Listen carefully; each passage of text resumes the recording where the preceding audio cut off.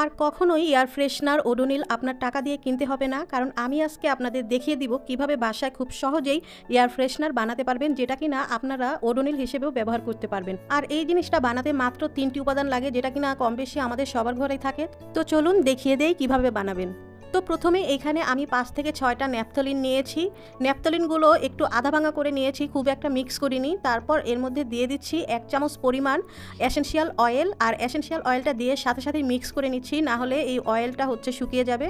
এরপর এর মধ্যে আমি দিব শ্যাম্পু। তো এখানে আমি সিগনেচারের এই মিনি প্যাকটা নিয়েছি, এইটার স্মেলটা আমার কাছে খুব ভালো লাগে। তো আপনারাও চেষ্টা করবেন খুব ভালো একটা স্মেলের শ্যাম্পু দিতে, তাহলেই এটা স্মেলটা খুব ভালো আসবে। তো এই তো দেওয়া হয়ে গেছে, এবার আমি খুব ভালো করে মিক্স করে নিচ্ছি। আর হ্যাঁ, খুব বেশি শ্যাম্পু দেওয়া যাবে না, এমন পরিমাণে দিতে হবে যেন এই যে ন্যাপথালিনের গুঁড়োটা এরকমই একটু শুকনো শুকনো থাকে, পুরোপুরি শ্যাম্পুতে যেন ভিজে না থাকে।